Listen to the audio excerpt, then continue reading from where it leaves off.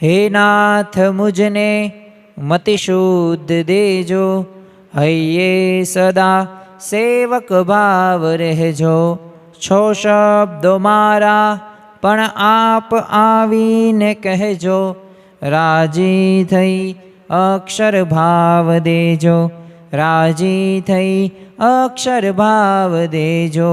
શ્રી સ્વામિનારાયણ ભગવાનની જય, અક્ષર પુરુષોત્તમ મહારાજની જય, ગુણાતીતાનંદ સ્વામી મહારાજની જય, પ્રમુખ સ્વામી મહારાજની જય, પ્રગટ ગુરુ હરિ મહંત સ્વામી મહારાજની જય, સુરત અક્ષરધામ મહોત્સવની જય.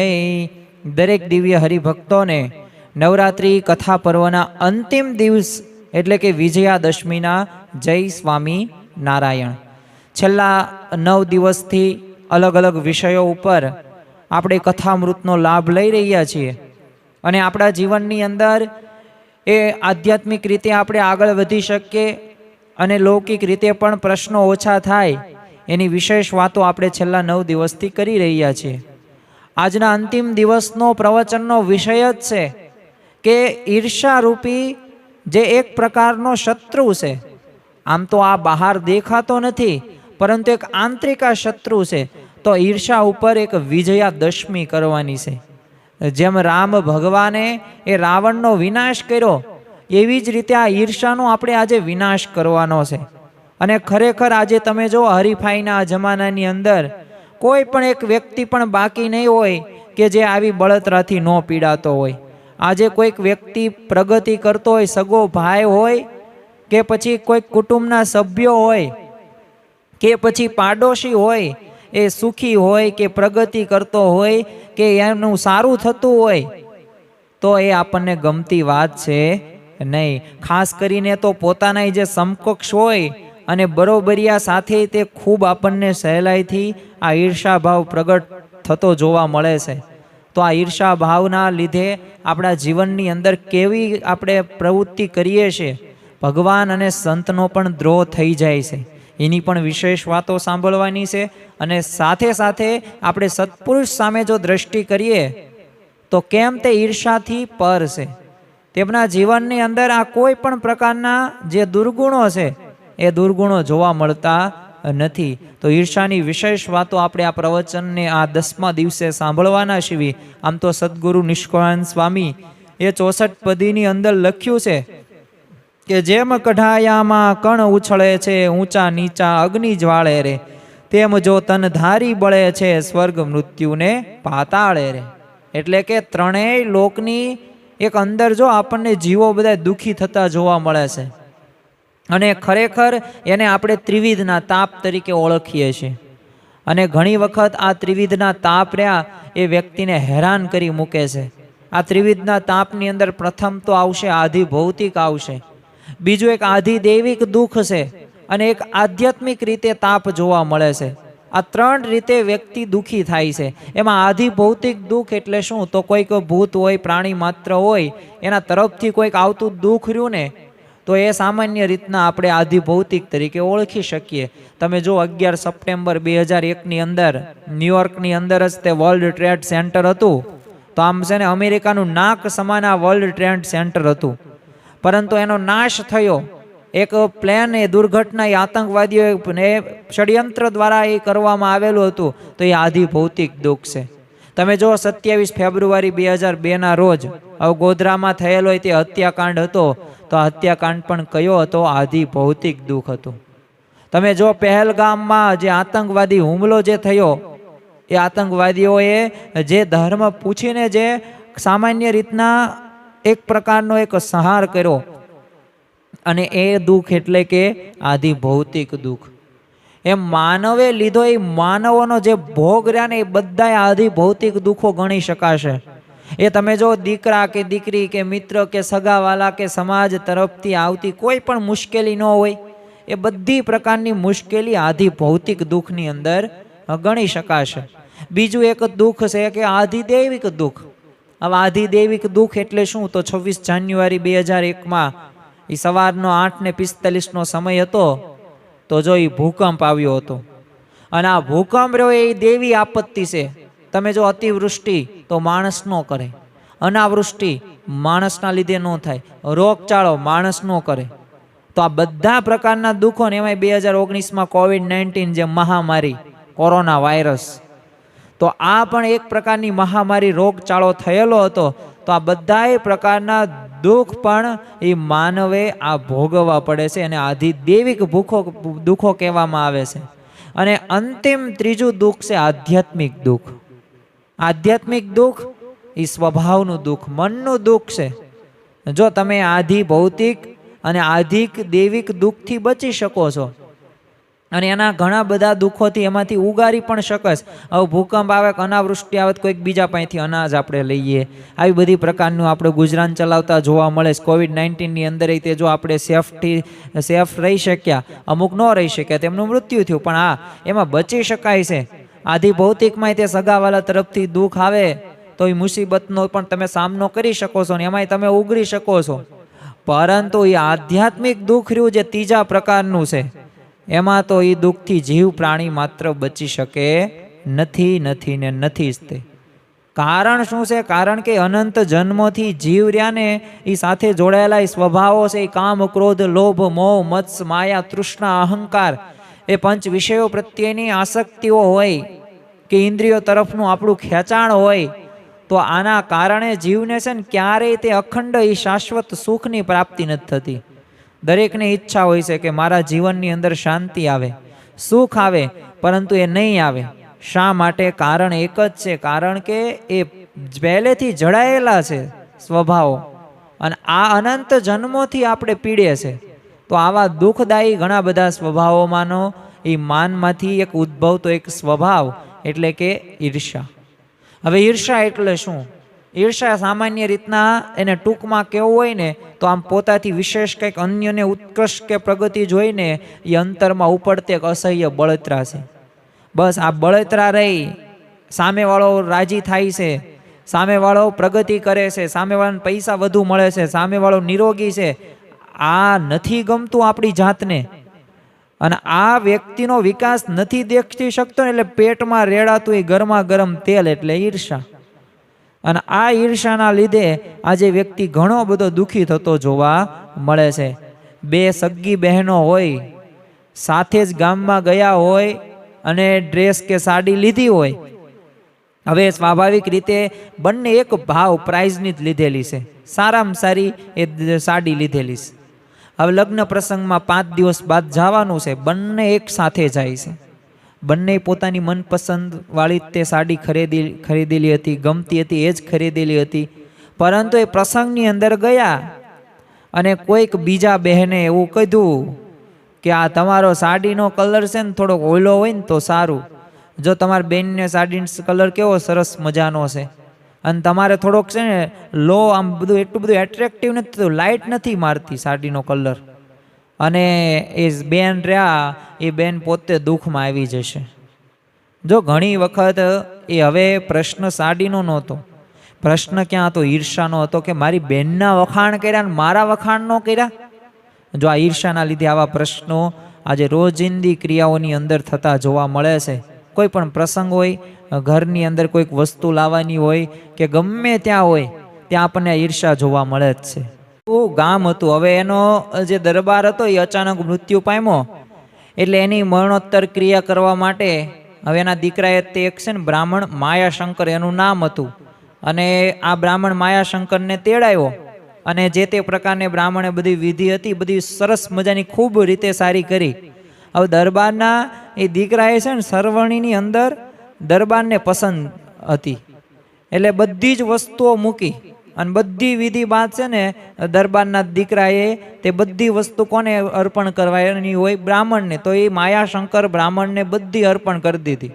પણ બ્રાહ્મણને દરબારના ઘોડા મન ચોંટી ગયેલું અને એ ઘોડો ગમે એમ કરીને પ્રાપ્ત થાય ને એવો એ ઉપાય પોતે વિચારતો હતો, કારણ કે બધી વસ્તુ તો મળી ગઈ પણ ઘોડો તો એમનામ હતો. અને થોડા દિવસ બાદ તો માયાશંકર હવે દરબારના ઘરે જાય છે અને એના દીકરાને બોલાવીને કહે છે કે મને કાલે છે ને એક સ્વપ્ન આવ્યું છે અને સ્વપ્નમાં મેં જોયું કે આ દરબાર ને સ્વર્ગમાં બહુ સુખી છે અને આ સરવણીની બધી જ વસ્તુઓ જે તે મને આપી છે ને એ મેં બધી સ્વર્ગમાં પહોંચાડી દીધી છે. પણ હવે એમને સ્વર્ગમાં છે ને ફરવા જવા માટે કોઈક સુવિધા નથી. એટલે જો આ ઘોડો મોકલાવો તો તેને ફરવા જવામાં કોઈ તકલીફ થાય નહીં. હવે દીકરાને તો આ બ્રાહ્મણ ઉપર પૂરો વિશ્વાસ હતો કે આ બ્રાહ્મણને આપીએ ને તો એ દરબારને એટલે કે મારા પિતાને અવશ્ય પહોંચી જાય જ તે. એટલે દરબારના દીકરાએ ઘોડો બ્રાહ્મણને અર્પણ કરી દીધો. અને હવે તો બ્રાહ્મણ રહ્યો એ રોજ પોતે ઘોડા ઉપર બેસીને ફરવા નીકળે. અને આવી ચાલાકીથી પોતે વાપરી હતી ચાલ. હવે એ જોઈને એક પાડોશી બ્રાહ્મણ હતો ગિરિજાશંકર. હવે આનાથી રહેવાયનું નહીં. એટલે એને તપાસ કરી અને ખબર પડી કે આ દરબારના દીકરાને આ ઊંધું ભરમાવીને આ માયાશંકરે આવા જલસા કરે છે. અને ઈર્ષા આવી અને આ જલસાના દિવસો એને પૂર્ણ મૂકવા માટે તરત તે એ પોતાના ઈર્ષાળુ સ્વભાવ સાથે આ ગિરિજાશંકરે દરબારમાં દીકરાને જઈને કીધું કે મને કાલે સ્વપ્ન આવ્યું હતું, એમાં તારા પિતાના છે ને દર્શન થયા, પણ પોતે બહુ રડતા હતા. પછી તો કારણ મેં એમને પૂછ્યું અને એમને કીધું કે મને પેટમાં બહુ દુખતું હતું. એટલે મને કહેતા હતા કે મને તમે ડામ દો તો મારું આ દર્દ મટે. અને આટલું કહીને તો ગિરિજાશંકર પોતાના ઘરે જાય છે અને પોતે સૂઈ જાય છે.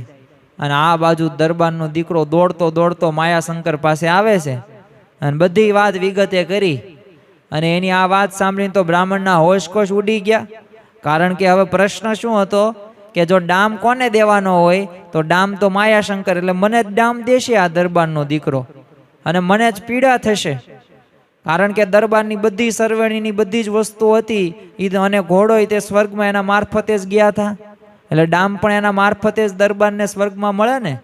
એટલે માયાશંકર તો આનાકાની કરતો હતો, પણ દરબારના દીકરાએ તો બ્રાહ્મણને મજબૂતાઈથી પકડ્યો અને ઘસડીને લુહારની કોઢે લઈ ગયા અને ડામ પણ દીધો.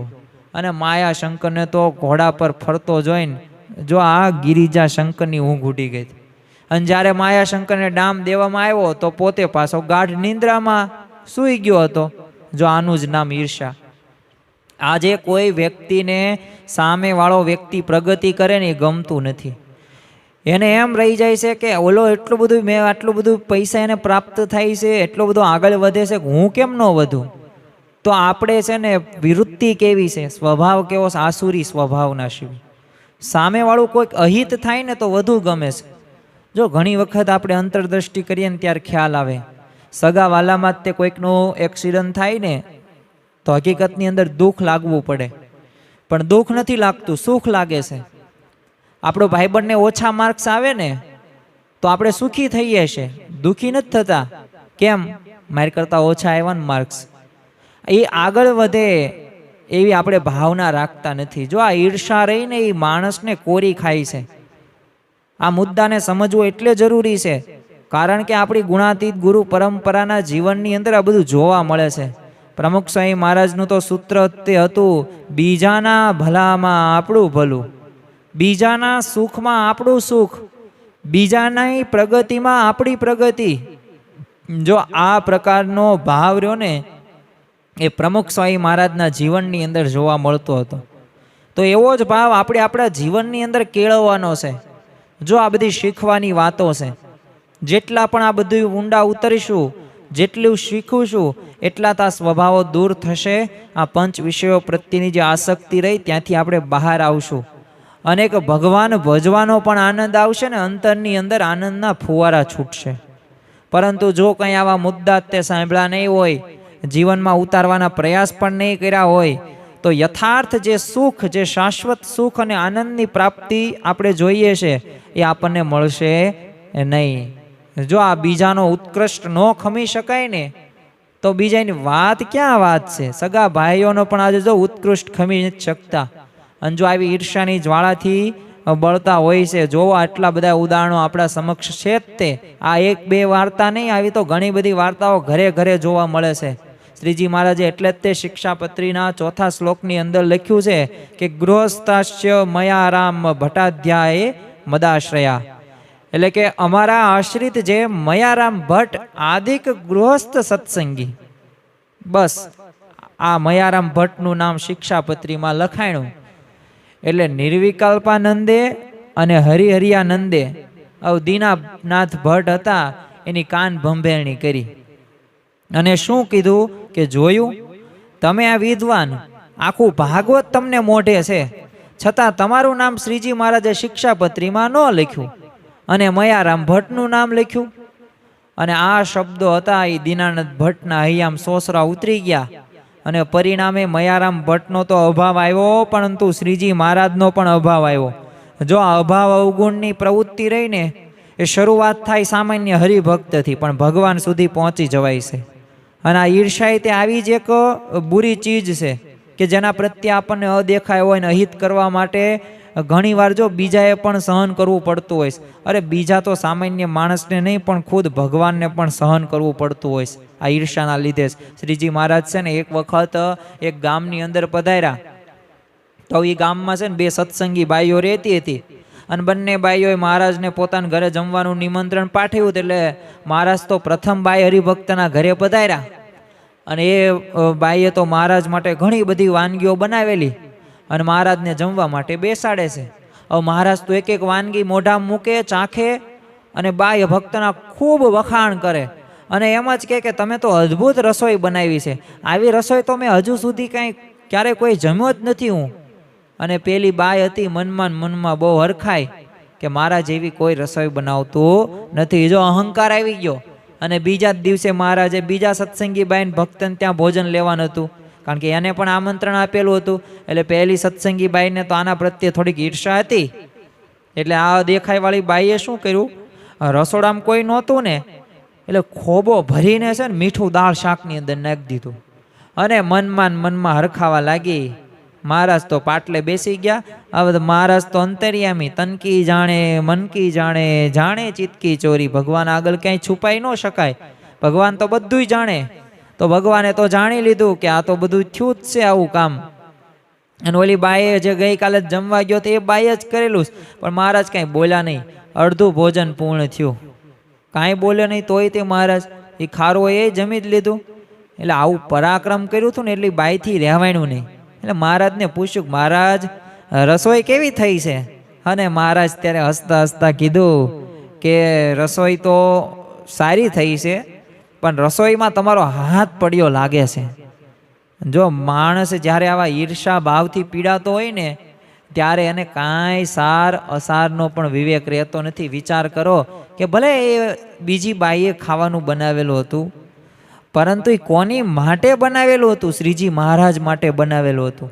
હવે શ્રીજી મહારાજને ખારું આવી રીતના ખવડાવાય, પણ છતાં પણ જો આ ઈર્ષાના લીધે એનો વિવેક એવો ન રહે અને મારી એક વ્યક્તિ પ્રત્યેની ઈર્ષાથી તે જો અન્ય કેટલાયને સહન કરવું પડશે એવું એ વિચારીને જ શકતો. અને ઘણી વખત એ અધોગતિ તરફ પ્રેરાય છે. આધિ ભૌતિક અને આધિ દૈવિક દુઃખોમાં તો માનવ અને દેવ તરફથી સીધા જ દુઃખો આવે છે અને જેનો આપણને અનુભવ પણ થાય છે. તો આવા બંને દુઃખો ન હોવા છતાં પણ જો 5 સેકન્ડ પહેલાં એ ખડખડાટ હસતો માનવી એ 5 સેકન્ડ પછી રડવા પણ માંડે ખરો. એને કોઈએ માર્યો નથી કે નથી ધરતી કેમ થયો, છતાં જો આવી પરિસ્થિતિ સર્જાય ને ત્યારે શેના કારણે? ઈર્ષા ભાવથી. એક વખત છે ને બે પાડોશી મિત્રો ટ્રેનમાં મુસાફરી કરતા. હવે બનવા સંજોગ એવું થયું કે ટ્રેનમાં છે ને મોટો અકસ્માત એક નડ્યો અને અકસ્માતમાં એક પડોશી દેવલોકને પામ્યો એટલે મૃત્યુ પામ્યો અને બીજા પડોશીના બંને પગ કપાઈ ગયા. હવે બંને જણાને ઘરે લાવવામાં આવે છે. બંનેની પત્નીઓ પોતાની પતિને આવી દશા જોઈને ધ્રુસકે રડવે છે. અને એમાંય પણ જેનો પતિ મૃત્યુ પામ્યો હતો એ બાઈ તો પોકે પોક રડતી હતી. એટલે બાજુવાળી બાઈએ તપાસ કરાવી કે કેમ આવું જોરશોરથી રડે છે આ બાઈ, અને તપાસ કરવા જાણવા મળ્યું કે એનો પતિ મરી ગયો છે એટલે વિધવા થઈ ગઈ.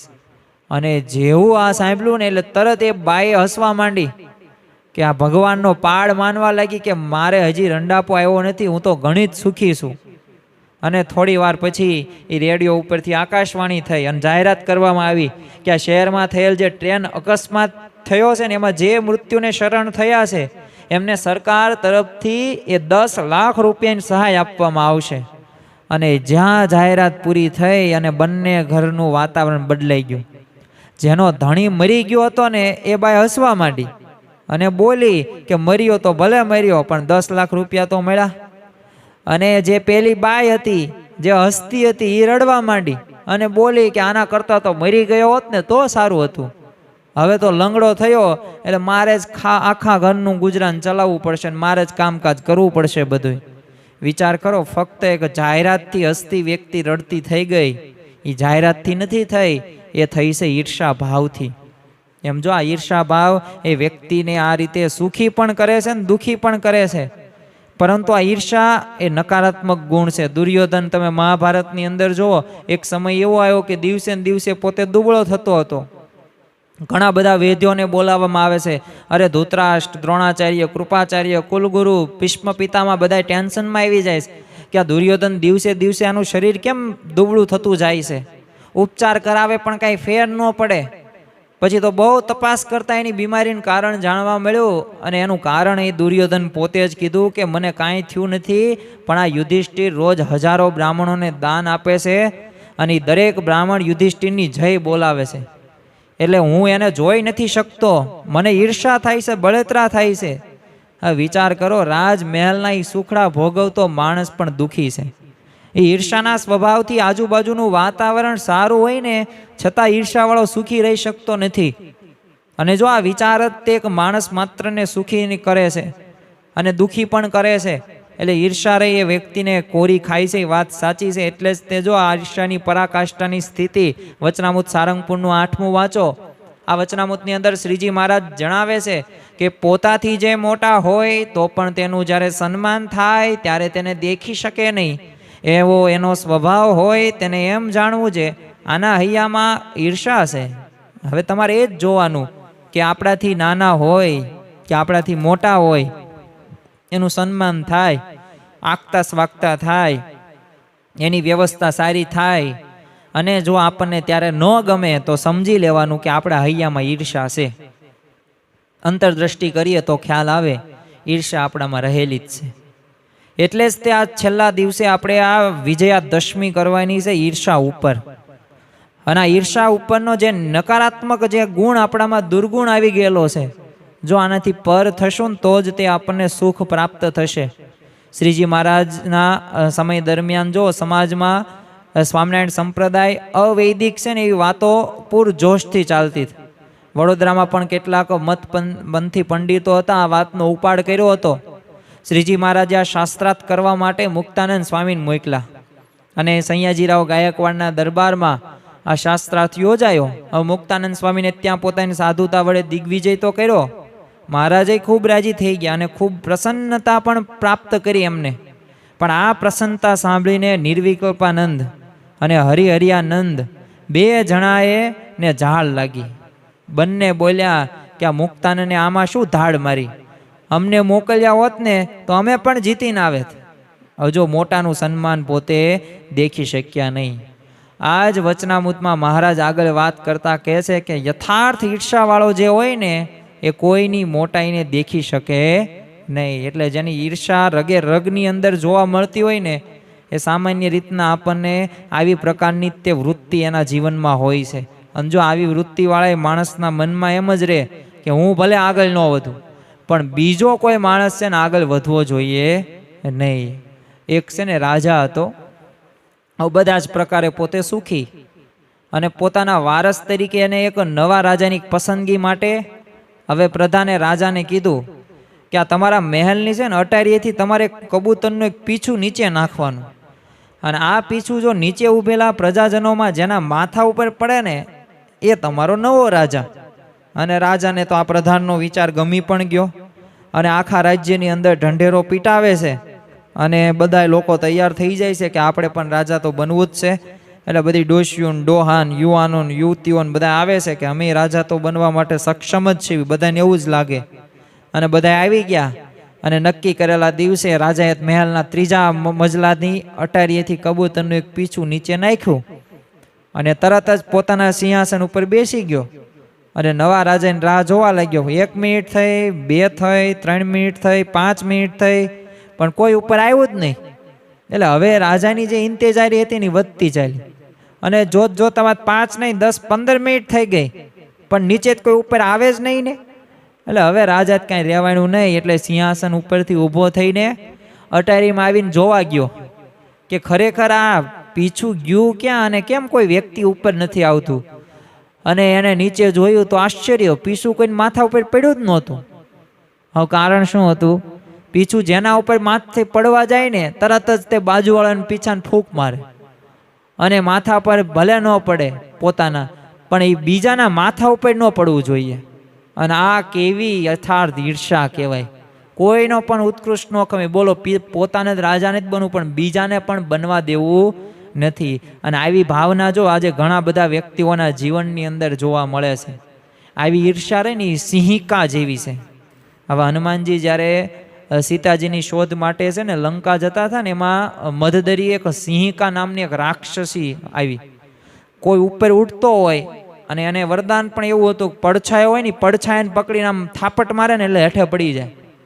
એટલે પડછાયાને ઝાપટ મારે અને જે ઉપર જાય ને એટલે નીચે પડી જાય. અને આવી રીતના છે ને આ સિંહિકાનું કામ. બસ ઈર્ષા રહીને એક આ સિંહિકા જ છે. કોઈ આગળ વધતો હોય ને ઉધ્વગતિ કરતો હોય અને એના ટાંટિયા ખેંચીને એને હેઠો પાડવો, એ જ આનું નામ જ તે સિંહિકા. ખરેખર જો આ ઈર્ષા રહીને એ માણસને દુઃખી જ કરે છે, એના સુખ શાંતિને હરી જ લે છે. આવી ઈર્ષા કુલ છે ને 3 પ્રકારે વ્યક્ત થાય છે. સૌ પ્રથમ તો છે ને આ ઈર્ષાનો ઉદ્ભવ મનમાં થાય છે.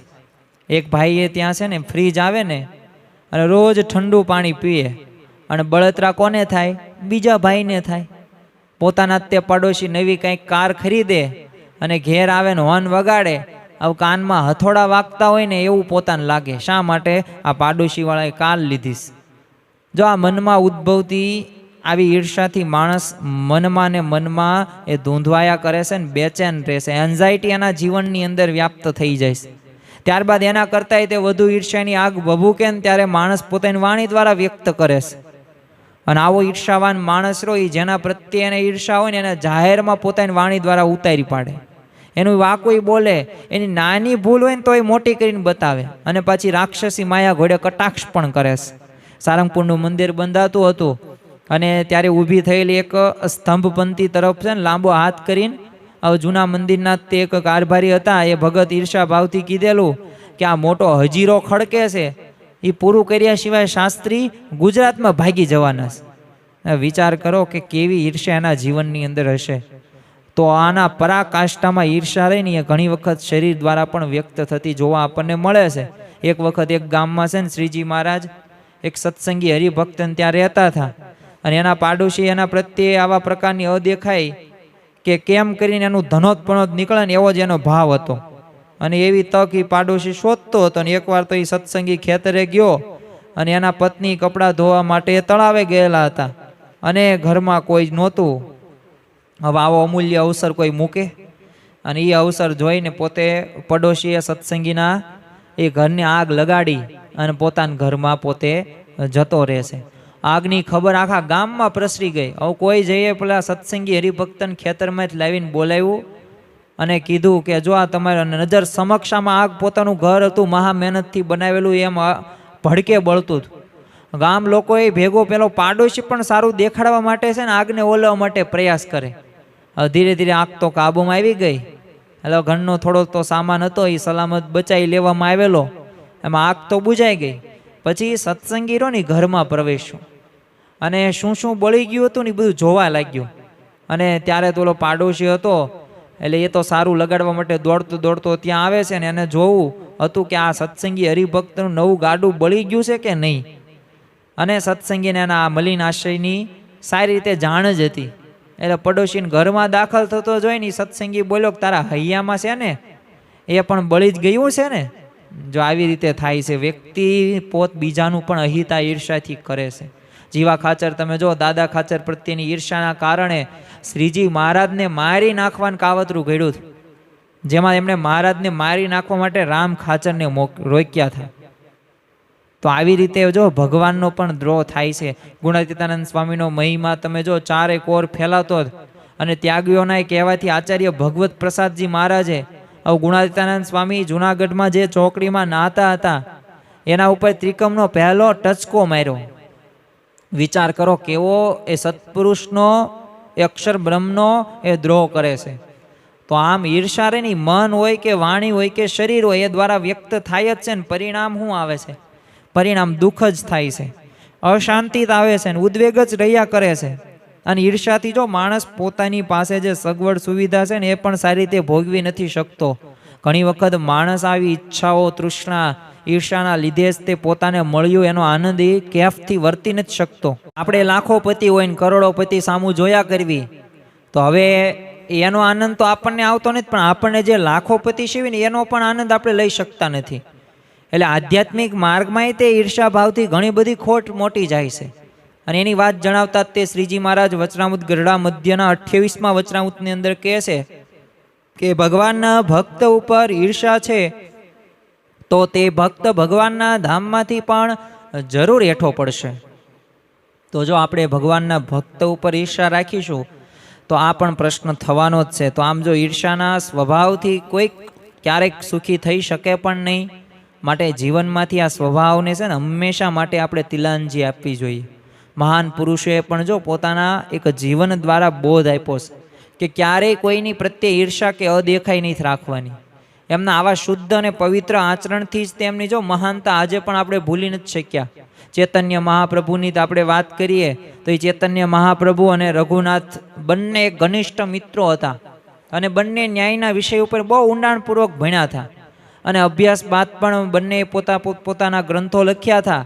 હવે એક વખત તો બંને મિત્રો જળ વિહાર કરતા હતા, એમાં રઘુનાથે મહાપ્રભુનો ગ્રંથ જોયો અને એમના ગ્રંથનું થોડુંક જ લખાણ વાંચતા ઉપર એમના ચહેરા ઉપર એક ઉદાસી છવાઈ જાય છે. હવે કારણ શું હતું? કારણ કે એમને એમ હતું કે મારા જેવો ગ્રંથ કોઈએ હજુ બીજા કોઈએ લખ્યો જ નથી અને આ ગ્રંથ હું પ્રગટ થશે એટલે મારી કીર્તિ ખૂબ વધશે. પણ જ્યારે આ મહાપ્રભુનો ગ્રંથ જોયો ને એટલે ત્યારે એમની સરખામણીમાં પોતાનો ગ્રંથ સાવ ફીકો જણાઈ ગયો અને મહાપ્રભુએ એમની ઉદાસીનતું કારણ પૂછ્યું કે કેમ આમ? ત્યારે રઘુનાથે મિત્રતાના નાતે જેમ હતું ને એમ બધું સ્પષ્ટ કહી દીધું. આ વાત જ્યારે ચૈતન્ય મહાપ્રભુએ સાંભળી અને મહાપ્રભુએ સેકન્ડનો પણ વિલંબ કર્યા વગર જે પોતાનો ગ્રંથ હતો એ પોતે જળમાં પધરાવી દેશે. યોગીજી મહારાજ પણ ઈસવીસન 1970ની સાલમાં જ્યારે આફ્રિકા પધાર્યા હતા ત્યારે એક સેન્ટરમાં એક બાળક છે ને સવારે યોગીજી મહારાજની સહી પોતાની ડાયરીમાં કરાવી ગયો અને ત્યારબાદ એ બાળક સ્વામિનારાયણ સંપ્રદાયના બીજા એક સંત હતા એ સેન્ટરમાં જાય છે અને એમની પાસે સહી કરાવવા માટે ગયો. હવે એ સંતેથી ડાયરીમાં આગળ કોણે કોણે સહી કરીને એ બધું જોયું, તેમાં યોગીજી મહારાજની સહી હતી. એટલે એ સંતને બાળકને કીધું કે આ સહી તું ફાડી નાખ તો હું તને સહી કરી આપું. અને આ સાંભળતા તો બાળકે તરત તે સંતના હાથમાં છે ને ડાયરી આંચકી લેશે અને પછી આપણા મંદિરે આવીને સંતોને વાત કરીને મહંત સ્વામી મહારાજને પણ ત્યારે વાત કરી. ત્યારે મહંત સ્વામી આજે યોગીજી મહારાજને કીધું.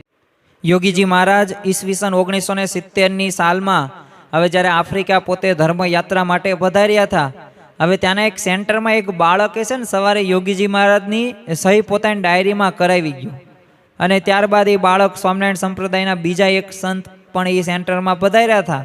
એટલે એની પાસે એ સહી કરાવવા માટે ગયો એટલે એ સંતે તો એની ડાયરીની અંદર આગળ કોણે કોણે સહી કરી એ બધું જોયું અને એમાં યોગીજી મહારાજની સહી હતી. એટલે એ સંતેથી બાળકને શું કીધું કે આ સહી તું ફાડી નાખ તો હું તને સહી કરી આપું. અને આવું સાંભળતા જ તે બાળકે તરત તે સંતના હાથમાંથી એ ડાયરી આંચકી લીધી અને પછી આપણા મંદિરે આવીને સંતોને બધી વાત કરી.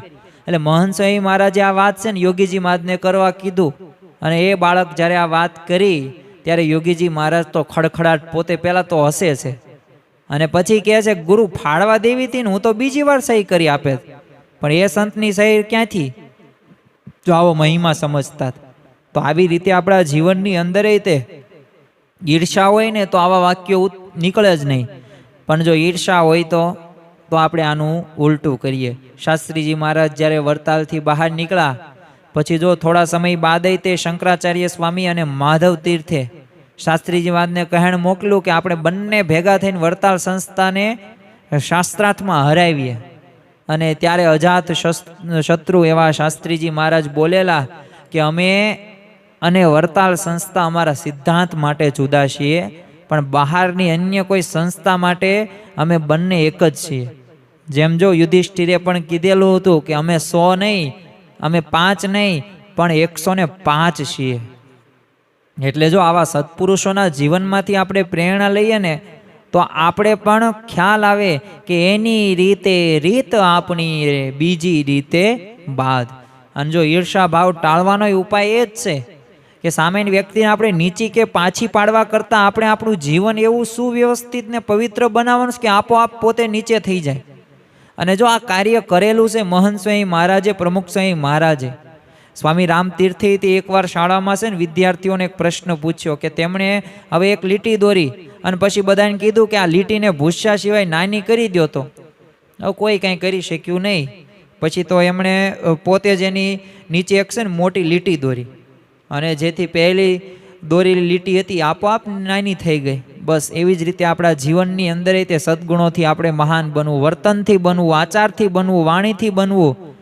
તો આ આધ્યાત્મિક રીતે જે સદગુણો પ્રાપ્ત કરીશું તો એનાથી મહાનતા આવશે જ. તે જો પોતાનું સામું જ દ્રષ્ટિ રાખવાની છે, કોઈના સામું જોયા વિના આપણે ઉદ્ધવગામી જીવન જીવીએ ને તો આપણો ઈર્ષા ભાવ રહ્યો ક્યારેય જીવનમાં પ્રગટે જ નહીં. ઈર્ષા ટાળવાનો એક ત્રીજો પણ એક મહાન ઉપાય છે કે આ ભગવાનને આ કુસ્વભાવ નથી ગમતો અને ભગવાનને રાજી કરવા માટે આ સ્વભાવનો આપણે ત્યાગ કરવો જોઈએ. અને આ રાજીપાનો વિચાર તો અખંડ સુખી રહેવાનો જ એક વિચાર છે. શ્રીજી મહારાજે પણ એ ગરડા પ્રથમના 76મા વચનામૃતની અંદર કીધેલું છે કે ક્રોધી, ઈર્ષાવાળો, કપટી અને માની આ 4 પ્રકારના હરિભક્ત સાથે અમારે બને નહીં. તો જો મહારાજને જેની સાથે ન બને તો એના પર મહારાજનો રાજીપો કેવી રીતે થાય? એટલે જ તે મુક્તાનંદ સ્વામીએ પોતાની દ્રઢતાની વાત કરતા ગઢડા મધ્યના 27મા વચનામૃતની અંદર કીધેલું છે કે જે રીતે ભગવાનનો કુરાજીપો થાય ને એ સ્વભાવ રાખવો નથી. તો માટે આપણે શ્રીજી મહારાજનો રાજીપો લેવા માટે આ સ્વભાવને જીવનમાંથી અલવિદા આપવી જ જોશે. અને અલવિદા નહીં કહીએ તો આપણા જીવનની અંદર એ પ્રકારનું બળ વૃદ્ધિ પામશે જ નહીં ને આધ્યાત્મિક માર્ગે પણ આગળ નહીં વધી શકાય. શ્રીજી મહારાજે જો ગઢડા અંત્યના 24મા વચનામૃતની અંદર પણ વાત કરી છે કે જેમ દાદા ખાચરના ઘરમાં માણસોને અમને રાખવાનો સ્વાર્થ છે તો અમને જે પ્રકૃતિ ન ગમે તે રાખતા નથી. અને જો દાદા ખાચરના જીવનની અંદર આ પ્રકારની બધાય પ્રકારના સદગુણો યુક્ત દાદા ખાચરનું જીવન હતું. એટલે આપણે કહીએ ગઢપુર જોતા શ્રીજી સાંભળે. હવે એક વખત દાદા ખાચર પોતે વતું કરાવતા, હજામત કરાવતા. અડધી હજામત થઈ ગઈ હતી, અડધી બાકી હતી. હવે કોઈ કે શ્રીજી મહારાજે ત્યારે 7 કર્યો અને દાદા ખાચરને ખબર પડી કે મહારાજે મને બોલાવ્યો છે. તો વિચાર કરો કે આ સમયે આપણે હોય તો શું કરીએ? કે આપણે હજામને કહીએ ઉતાવળ રાખજે, પેલો ઓપ્શન આ. બીજું શું કહીએ કે ગમે એમ કરી નાખ. પણ ત્રીજું ઓપ્શન આપણે ન કરીએ કે અડધું બાકી છે અને આપણે શ્રીજી મહારાજ પાસે જઈએ. આપણે વ્યવસ્થિત તૈયાર થઈને જઈએ ને, આવી રીતે થોડું જવાય મહારાજ સામે. પરંતુ દાદા ખાચરે શું કર્યું? તો દાદા ખાચરે અડધી હજામત બાકી હતી ને છતાં પણ તેઓ દોડીને શ્રીજી મહારાજ પાસે જાય છે. જો આ એમની દરેક આજ્ઞાનું પાલન કરેલું છે, એમના દરેક વચનો એમને અદ્ધર ઝીલેલા છે. અને સાથે સાથે ગમે એટલું ત્યાં એમનું ખર્ચાઈ જાય દરબારની અંદર, એમને પોતાના દરબારની અંદર વિચાર કરો, તમારા ઘરની અંદર તમને જ તે નોકર બનાવી દેવામાં આવે તો તમે બનો? ન બનો. બીજાને ઘરમાં જ કાઢી નાખો. જો કહેવાવાળો હોય ને એના તમે અભાવ અવગુણ આવી જાય. પરંતુ દાદા ખાચર 1 વર્ષ દરમિયાન એમની બહેનના જ તે નોકર બન્યા હતા, જીવુબાન, લાડુબાના, મહારાજની આજ્ઞાથી. તો આવા તો ઘણા બધા પ્રસંગો દાદા ખાચરના છે. પરંતુ જો વિચાર કરો કે મહારાજે શા માટે દાદા ખાચરને આ ગઢડા અંત્યના 24મા વચનામૃતની અંદર યાદ કર્યા? કારણ કે મહારાજ 49 વર્ષ પોતે આ પૃથ્વી ઉપર રહ્યા. સ્થૂળ, આમ કહેવાય ને સ્થૂળ, પણ તો સત્પુરુષ ભગવાન તો ક્યારેય જતા નથી, એ સત્પુરુષમાં વિરાજમાન છે, આપણો સિદ્ધાંત છે. તો અહીંયા દાદા ખાચરના ત્યાં દરબારમાં 27 વર્ષ રહેશે. 11 વર્ષની ઉંમરે ગૃહ ત્યાગ કરે છે. 7 વર્ષ 3 મહિના આસપાસ આજુબાજુ તેઓ વિચરણ કરે છે, વન વિચરણ તમે કહી શકો. 17 વર્ષ તો એ થઈ ગયા. હવે પાછળ વધ્યા કેટલા? એમાં તમે વિચાર કરો, આટલા બધા વર્ષો, ખાલી 2-3 વર્ષ જ તે મહારાજ બીજી જગ્યાએ રહ્યા હશે. બાકી મોસ્ટ ઓફ બધોય સમય એમને આ દાદા ખાચરના દરબારમાં ગઢડાની અંદર રહ્યા છે. તો એટલે કીધું કે દાદા ખાચરના એ માણસો અમને રાખવાનો જે સ્વાર્થ હતો, એ પ્રકૃતિ અમને જે ન ગમે ને એવું કંઈ રાખતા જ નહોતા. તો આપણે પણ જો મહારાજને આપણા હૃદયની અંદર રાખવાના છે ને, તો એ જગ્યાએથી આવા દુઃખદાયી સ્વભાવોને વાળી જોડીને આપણે બહાર કાઢી નાખવાના છે. અને ધર્મ, જ્ઞાન, ભક્તિ અને વૈરાગ્ય, એકાંતિક ધર્મ, એવા ગુણ ગ્રહણ કરવાના છે. એવા શુભ ગુણોની એક સુવાસ ફેલાવાની છે, જેથી ભગવાન આપણા હૃદયની અંદર વિરાજમાન થાય. અંતમાં એ ત્રિવિધ તાપમાં પણ, એક અધ્યાત્મ તાપમાં પણ આ એક ઈર્ષા સ્વભાવથી જ આજ સુધી જો આજે અનંત જીવો એક અનંત અશાંત બન્યા છે અને બની રહ્યા છે. વિશ્વમાં હજે ઘણી બધી વખત બનશે પણ ખરી. કારણ શું છે? ઈર્ષા નામનો દુર્ગુણ એના જીવનની અંદર છે. વિશ્વમાં જે યુદ્ધો થયા છે એ આ મોટી એક માનવ સર્જિત હોનારતો થઈ ગઈ છે. એનું મૂળ કારણ તપાસતા ખબર જ પડે કે સ્વભાવ જ કારણભૂત છે. તો આવી ઈર્ષા જેવા તો બીજા અનેક પ્રકારના સ્વભાવ આપણને પીડે છે, અશાંત બનાવે છે. તો એમાંથી આપણે મુક્ત કઈ રીતે થવું? તો જો આપણે ઉપાય જે શ્રીજી મહારાજે કીધા છે, એ ગુણાતીત ગુરુ પરંપરાએ આપણને કીધેલા છે, તો એ પ્રમાણે આપણે વર્તન કરવું ને એ બસ કઠણ છે. પરંતુ આ અભ્યાસ રાખીશું ને, તો જો શ્રીજી મહારાજે વચનામૃતની અંદર કીધું છે કે મનુષ્ય દેહે કરીને ન થાય તેવું શું છે? જે નિત્ય અભ્યાસ રાખીને કરે ને તે થાય જ તે. તો આપણે પણ આપણા જીવનની અંદર ઘણી બધી વખત આ સ્વભાવોને સહન કરવા જોઈએ. આ સ્વભાવો બીજાના હોય એને સહન કરવાની તો વાત શાસ્ત્રોની અંદર ગુણાતીત સત્પુરુષ આપણને કહે છે.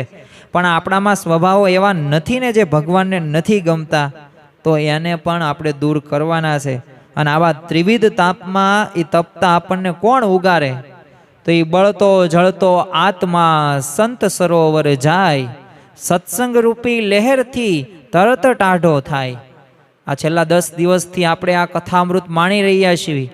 જો નવધા ભક્તિની અંદર આ કથા શ્રવણ રહીને એ શ્રીજી મહારાજે અને શાસ્ત્રોની અંદર પ્રથમ સ્થાન આપ્યું છે.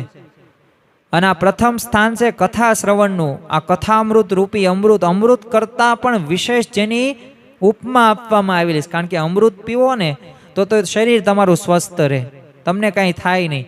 પરંતુ આ કથામૃત રૂપી અમૃત પીવો ને તો એ શરીર તો સ્વસ્થ રહે, પણ સાથે સાથે આત્માનું પણ કલ્યાણ થાય છે. અને છતાં દેહે આપણને અક્ષરધામ જેવું સુખ આવે છે. અને જો જીવ બળને પામે છે, વૃદ્ધિને પામે છે. કારણ કે જ્ઞાને કરીને જ તે જીવ વૃદ્ધિને પામે. બાકી અજ્ઞાન હોય ને કાંઈ ખબર જ ન હોય ને તો કાંઈ તમારામાં એવો કેફ આવે જ નહીં, પ્રાપ્તિનો તમે માણી જ ન શકો. એટલે જ તે જો ભાદરાના ડોસાભાઈ સત્સંગના પ્રતાપથી લુખો રોટલો જમતા કોઈકે કીધું કે લા તમે કોરું કોરું કેમ ખાવશ? આવા ડોસાભાઈ કે કોરું ખાય ને તો હરામનું ખાય છે, હું તો ભગવાનને યાદ કરીને ખાઉં છું. જો આ પ્રાપ્તિનો રણકાર આવી જાય, કેફ આવી જાય, શ્રોત્રિય બ્રહ્મનિષ્ઠ અને એ સાચા સંતનો જો સમાગમથી આપણા એ ગમે એવા અનંત જન્મોથી તપતી ધરા ટાઢી થઈ જાય છે. એવા અજાત શત્રુ હોય નિર્મળ ને પવિત્ર સંત આજે વર્તમાન કાળે પણ મહંત સ્વામી મહારાજ આપણને મળ્યા છે. એમના જીવનમાં જો સદાય આપણને વસુધૈવ કુટુંબકમની ભાવના જોવા મળે છે. એમને કોઈ પ્રત્યે ઈર્ષા નથી. એટલે જ તે તમે જો જોધપુર મંદિરની અંદર, એ આબુધાબી મંદિરની અંદર 10,000 કરતાં વધુ એ દેવી દેવતાઓની મૂર્તિઓના સ્થાપન કરવામાં આવ્યું છે. જો પોતાનો જ એકડો સાચો રાખવો હોય અને બધું તે આપણું પોતાનું 100%, તો અન્ય દેવી દેવતાનો ન રાખી શકે. પરંતુ જો અહીંયા આપણને જોવા મળે વસુધૈવ કુટુંબકમ. જો આ કોઈ વખાણની વાત નથી, આ સત્યતા છે, સાચું છે. તમે વિડીયોની અંદર પણ જોઈ શકો અથવા રૂબરૂ પણ જાઓ ને તોય ખ્યાલ આવી જશે. દરેક દેવોનું ત્યાં સ્થાન છે. તો આ એક વિશેષતા છે આપણા સત્પુરુષના જીવનની અંદર. દરેકનું માન સન્માન આદર સત્કાર આ શ્રીજી મહારાજે શિક્ષાપત્રીની અંદર પણ કીધેલું છે. અને તમે જુઓ કે શાસ્ત્રીજી મહારાજે પણ આપેલા એ ઉપવાસો હોય, 5 જે ઉપવાસો છે, એ જળ ઝીણીનો તો ઉપવાસ છે, પણ શ્રી હરિ જયંતી, રામનવમીનો, તો આ બધા આપણને ઉપવાસ પણ જો આ રામ ભગવાનનો જન્મ થયો, શ્રી કૃષ્ણ ભગવાનનો જન્મ થયો, સ્વામિનારાયણ ભગવાનનો જન્મ થયો, આ એ સંદર્ભથી આપણને આપવા. ગણેશ ચતુર્થી હોય, એ સિવાય પણ એ મહાશિવરાત્રિ હોય, એ સિવાય પણ ઘણા બધા તહેવારો ઉત્સવોની અંદર એક પ્રકારનું સહભાગી બને છે. તો આનાથી મોટી વિશેષતા કઈ ગણી શકાય? જો ઈર્ષા ન હોય ને તો જ આ શક્ય છે.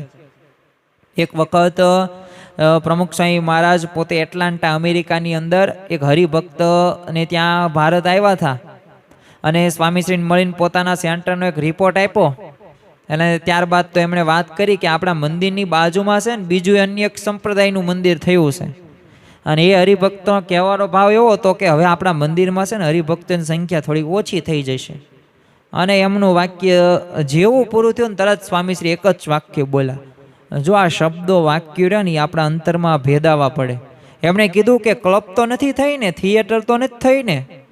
વિચાર કરો કેટલી એવી પ્રમુખસાહીવાદની વિરલ ભાવના તો તમે જુઓ. દુનિયામાં આવા સંત નિર્મળ સંત મળે ક્યાંથી? એ આપણને પ્રાપ્તિ થઈ છે. સ્વામીશ્રી એક વખત બોલેલા કે મને કોઈનું અહિત થાય ને એવો વિચાર ક્યારેય આવ્યો નથી. તો જો આવા મુક્ત પુરુષના સંગે આપણે સમાગમ સહવાસના પ્રસંગે આપણે પણ આવા કુસ્વભાવોથી મુક્ત થઈ શકીશું. શ્રીમદ ભાગવત પ્રમાણે આવા સંતનો જો રાજીપાથી, આશીર્વાદથી, દ્રષ્ટિથી એ આપણું મોક્ષનું દ્વાર ઉઘડી છે. પરંતુ જોડાણ થવું પડે, જોડાણથી આગળ વધી શકાશે. તો મહારાજ સ્વામીના ચરણોમાં આજના દિવસે પ્રાર્થના કરીએ કે અમને પણ એ સત્સંગ કે વ્યવહારમાં પણ ઈર્ષા ક્યારેય બાળે નહીં. આપને ન ગમે ને એવો એકેય સ્વભાવ અમે રાખીએ નહીં, અને આપને ગમે ને એવી જ નિર્મળ અને પવિત્ર જીવન જીવીને આપણને રાજી કરી શકીએ. કારણ કે જો રાજીપાથી જ બધુંય શક્ય છે. એટલે ખરેખર આપણા જીવનની અંદર એ એક ઉદ્ધવ ગતિમાં વધીએ, આપણે આગળ આધ્યાત્મિક માર્ગે આગળ વધીએ અને ભગવાન અને સંતનો એ રાજીપો પ્રાપ્ત કરીએ અને અખંડ એ સુખ અને શાંતિ આપણે પ્રાપ્ત કરી જ શકીએ છીએ. તો છેલ્લા 10 દિવસથી આપણે અલગ અલગ વિષય ઉપર પ્રવચનો માણ્યા. તો આજે પણ અંતિમ દિવસે એ ઈર્ષા ઉપર વિજયાદશમી કરવાની છે. જેમ રાવણ હતા તો રાવણમાં દુર્ગુણો હતા. જો સારું પણ હતું જ તે, એ સોનાની લંકા એની પાસે હતું, માન હતી, પ્રતિષ્ઠા હતું. પરંતુ આપણને પણ ખ્યાલ છે શાસ્ત્રનું જ્ઞાન તો એનામાં હતું જ તે, 4 વેદોનું જ્ઞાન હતું, શિવજીનો ઉત્તમ ઉપાસક હતો. પરંતુ એનામાં હતો અહંકાર, એનામાં હતી ઈર્ષા, અને આ ઈર્ષાના લીધે જ તે પોતાનું પતન થાય છે. તો આજના દિવસે મહારાજ સ્વામીના ચરણોમાં પ્રાર્થના કરીએ કે આ ઈર્ષા રૂપી જે શત્રુ છે એ અમને વ્યાપ્ત ન થાય. તમને જે સ્વભાવ ગમતા નથી એવા એક પણ સ્વભાવ અમારે રાખવા નથી. અને આજના દિવસે આપણે સૌ કોઈ પ્રાર્થના કરીએ કે છેલ્લા 10 દિવસથી એ નવરાત્રિ કથા પર્વની અલગ અલગ વિષયો જે અમે સાંભળ્યા એ પ્રમાણે અમે વર્તન કરી શકીએ એવી બળ, બુદ્ધિ અને શક્તિ મહારાજ સ્વામી અર્પો. શ્રી સ્વામિનારાયણ ભગવાનની જય.